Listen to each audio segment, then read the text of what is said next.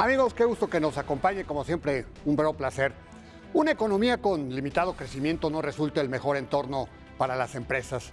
Tampoco hay certidumbre jurídica y está el factor de la inseguridad que, más allá de las desafocadas propuestas gubernamentales, no se puede ocultar. Además está el costo laboral para las empresas formales, que se ha incrementado con aumentos por decreto al salario mínimo desconectados de la productividad. Ahora mismo está en la mesa la imposición gradual de la jornada de 40 horas. Muchas empresas, particularmente pymes, han preferido cerrar la cortina para emigrar a la informalidad. Esta noche nuestro invitado es Octavio de la Torre. Él es el presidente de la Confederación de Cámaras Nacionales de Comercio, la CONCANACO. ¿Cómo se ve el horizonte de las empresas en este 2026? ¿Qué tanta receptividad del gobierno federal hay para sus necesidades más allá de los temas ideológicos? Lo invito a que nos acompañe. Octavio, muy buenas noches. Qué gusto que nos acompañes en esta ocasión. ¿Qué tal, Alberto? Muy buenas noches. Muy contento de estar aquí contigo. Gracias, Octavio. Bueno, pues hoy vamos a platicar acerca del entorno de la empresa en este 2026 que está arrancando.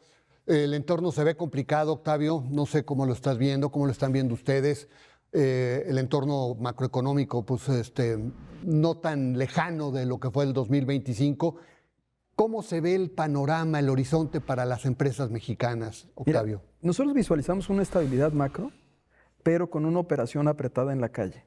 ¿Esto qué quiere decir? Se acaban recientemente de emitir las cifras en cuanto a la inflación, un 3.79% es lo que se está anunciando al cierre de enero, es una cifra oficial, pero ese porcentaje que se establece por parte del gobierno tiene un impacto directo en los negocios que se encuentran en la comunidad.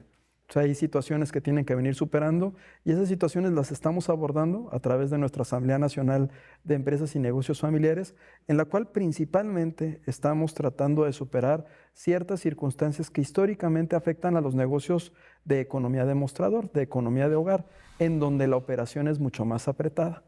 Parte de ellos tienen que ver con aspectos vinculados con la sobreregulación.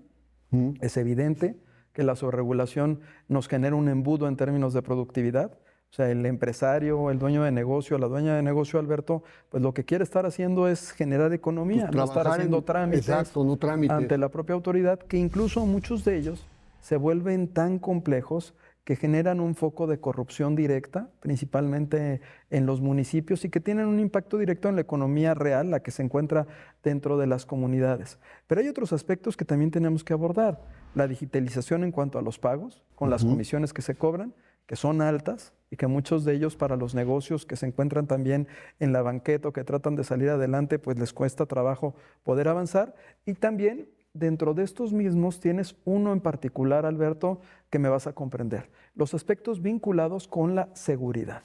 La seguridad es algo que tiene un impacto directo en cada una de las actividades deportivas, comerciales, académicas. Bueno, y el tema de la seguridad con el fenómeno de la extorsión y el crecimiento que ha tenido, pues tiene por supuesto una cuenta muy fuerte para todos los negocios familiares. ¿Y ese qué tanto ha bajado, qué tanto ha permanecido, qué tanto ha crecido? Mira, hay una cifra negra que te establece que el 96% de ese tipo de delitos no se denuncian, porque la realidad es que en nuestro país a quien denuncia ese delito lo matan. Sí. Entonces hemos tenido desafortunados casos en cada una de las entidades federativas en las que algunos empresarios o líderes empresariales han llevado a cabo este tipo de mecanismos de denuncia y han tenido una repercusión.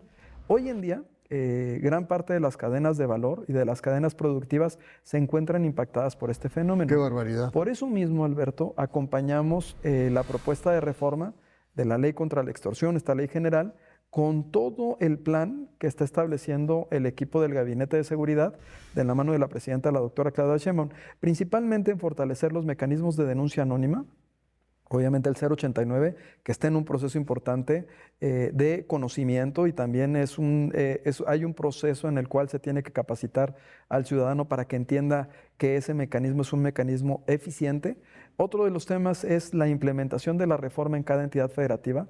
Acuérdate que el hecho de que se persiga de oficio requiere que para que ello suceda, todos los gobiernos estatales ratifiquen y modifiquen sus códigos locales a efecto de que la extorsión se persiga de oficio y que también se amplíen el catálogo de posibles delitos vinculados con la extorsión. La extorsión o la extorsión como se visualizaba, pues estaba nada más enfocada en un tipo de situación criminal cuando hay más, dentro de la propia tipología existen más modalidades de delito que no estaban contempladas, ¿no? Con este marco legal, ¿qué tanto se tardará, digamos, en aplicarse y qué tanto veremos resultados, Octavio? Pues nosotros requerimos que los resultados sean Rápidos, inmediatos, ¿no? o sea, Sí, porque no puedes vivir vivimos así, en las ¿no? comunidades. Sí. Y a ver, y este tipo de situaciones, si hablamos de una inflación que anda sobre el 3.79, efectivamente con una estabilidad macroeconómica, pero que la operación de los negocios en la calle se va ajustada y apretada, bueno, pues este tipo de situaciones en conjunto, ¿qué te generan? Pues te generan que el cliente compare más, te generan que el cliente, el consumidor finalmente, pues esté atento a los distintos precios que puedan existir, que sea Claro. mucho más sensible, porque obviamente trata de estirar en lo mayor posible el gasto que pudiera tener. Pero también los negocios, principalmente los que están en la comunidad, pues tienen un incremento en cuanto a los insumos, en cuanto a la logística, la transportación, y esto hace que ellos tengan que contar con una mejor administración. Es decir, ya están hablando de margen, de su inventario y tengan que generar promociones. Octavio, el año pasado fue un año muy flojo en materia de consumo. Lo hemos visto, las variables han sido recurrentes en ese sentido. ¿Qué tanto se podrá mejorar en este 2026 en función de este tema de la inflación que estamos platicando y de ese consumidor tan inteligente? Mira, nosotros estamos a través de uno de nuestros ejes que tiene que ver con crecimiento, estamos impulsando actividades enfocadas en mejorar la economía de cada una de las regiones. Uno de esos programas es Viernes Muy Mexicano, porque lo sentimos así como tú lo estás diciendo. Se ajusta el consumo, obviamente se vuelve mucho más competitivo el mercado, aun cuando hay flujo, pues ese flujo se tiene que atraer dentro de la economía real, que es la economía que se encuentra dentro de las poblaciones, y hay ciertas cuestiones que se dan también en el ámbito internacional que tienen un impacto en la situación local. Ahí lo que hicimos como confederación es impulsar varios programas que son reales, que están avanzando, que están en territorio. Uno de ellos es el Viernes Muy Mexicano, que es un programa que te invita a consumir en los locales de tu propia comunidad productos y servicios nacionales el último viernes de cada mes, pero tiene una magia en particular. Lo que hace este programa es construir una red nacional de negocios en donde ya hay experiencias que te piden insumos o productos que te compran guayaberas en Yucatán que se están vendiendo en Sonora, o que incluso hay productos con estas promociones que se empiezan a exportar a otras latitudes. Lo que estamos generando a través de este programa es generar una red nacional de negocios, pero también conciencia en el consumidor. Que el consumidor tenga garantía de que consumiendo en su localidad, el dinero se queda en su localidad, se utiliza para generar empleo, para pagar impuestos, para pagar becas, bueno, para generar economía local que es necesaria. Este programa en particular ha sido impulsado por nuestra presidenta, la doctora Claudia Sheinbaum, y es un programa que está creciendo, o sea, ya hay más de 600,000 negocios que se encuentran ya registrados, se ha presentado en distintas entidades federativas, pero este programa de promoción surge siempre, como los programas que ha generado con Canaco Servitur, en épocas de dificultades. Recordarás el Buen Fin, que va a cumplir su 16 aniversario, la Gran Escapada, que es el Buen Fin del turismo, que va a ser su segunda edición, que va a estar en el marco de un mundial muy mexicano. Entonces, ¿qué quiere decir esto? Que nosotros vemos una gran oportunidad en mostrar a nuestro país, pero no nada más las sedes mundialistas, que son 3, más los lugares donde van a haber equipos de entrenamiento, sino lo que estamos buscando es aprovechar esa atracción que tiene el mundial para generar una expectativa posterior al mundial. Esta gran escapada se articula con todas las entidades federativas y con la Secretaría de Turismo Federal, pero así te puedo hablar de la gran remodelación, de la feria de regreso a clases, y cada una de estas actividades en lo que se enfoca es en darle una oportunidad y democratizar las oportunidades principalmente para los que no tienen acceso a promociones y publicidad. Octavio, hablabas de sobreregulación. Los costos laborales también se han incrementado. Aumentos al salario mínimo cada año, totalmente apartados de la productividad. Viene la jornada de 40 horas. ¿Qué tanto le va a afectar al comercio este tipo de temas? Mira, Alberto, nosotros fuimos la única organización empresarial, junto con mis cámaras de comercio, que establecimos de manera clara que una reforma en la manera en la que se estaba planteando de reducción de jornada laboral no era posible transitarla para un sector que es sensible.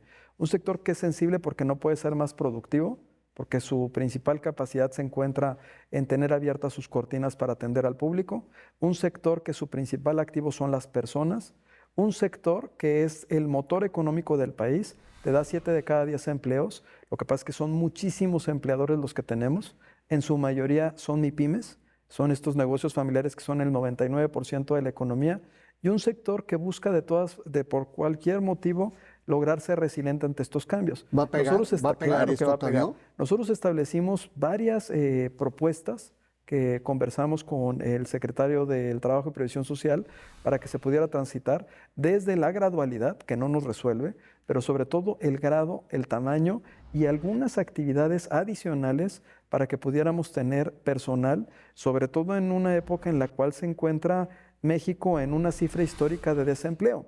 Tu tema en cuanto al desempleo no es el desempleo como tal, sino el empleo que pretendes brindar.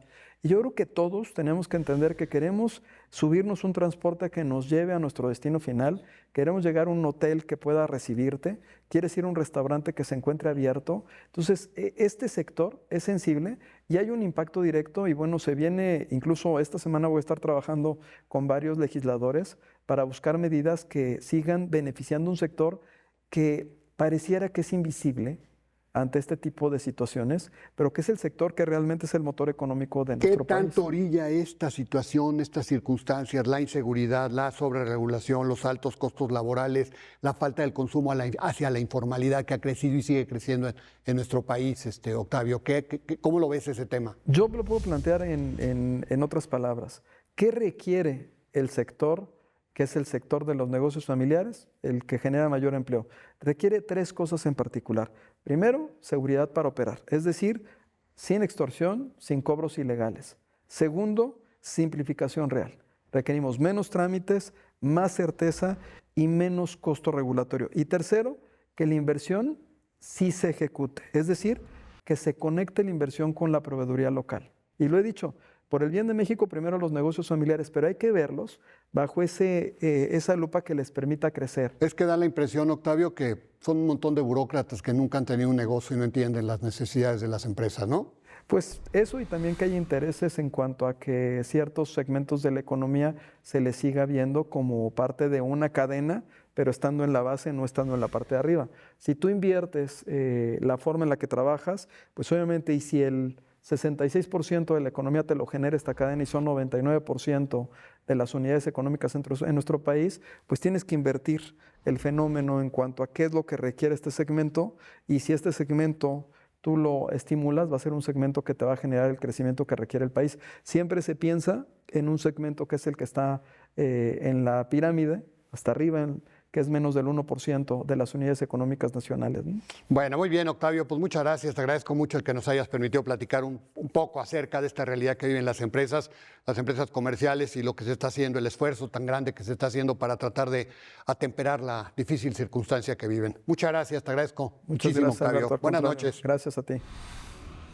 Sí, en definitiva, este 2026 tampoco se ve sencillo para los negocios, más allá de los anuncios espectaculares del gobierno con sus supuestas millonarias inversiones.